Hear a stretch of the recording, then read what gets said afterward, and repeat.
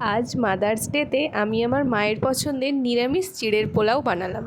আমার মায়ের এই পোলাওটা খুব পছন্দের, তাই ভাবলাম আজকের দিনে এটাই বানানো যাক। এর জন্য সাদা চিড়ে নিয়েছি, যেটাকে ভালো করে ধুয়ে 10 থেকে 15 মিনিট রেখে দিয়েছি। এরপর কড়াইতে সাদা তেল দিয়ে তেল গরম হলে তাতে কয়েকটা চিনেবাদাম ভেজে নিয়ে তুলে রাখবো। তারপর ওই তেলে গোটা গরম মশলা যেমন এলাচ, দারুচিনি, লবঙ্গ দিয়ে একটু ভেজে কয়েকটা কারি পাতা আর কালো সর্ষে দিয়ে একটা সেদ্ধ আলুকে ডুমো করে কেটে নিয়ে দিয়ে দিলাম। এরপর একটু ভাজা ভাজা হলে তাতে নুন আর পরিমাণ মতো হলুদ দিয়ে নিচ্ছি। পরিমাণ মতো দিয়ে দেওয়ার পর আমরা ওটাকে একটু ভেজে নিয়ে এরপর ভিজিয়ে রাখা যে চিড়াটা ছিল সেটাকে আমরা দিয়ে দিলাম। এবার চিড়ে দিয়ে ভালো করে নাড়িয়ে নেওয়ার পর চিনি দিয়ে দিচ্ছি। আমি এখানে 2 চামচের মতো দিয়েছি, আপনারা আপনাদের মিষ্টি বুঝে দেবেন।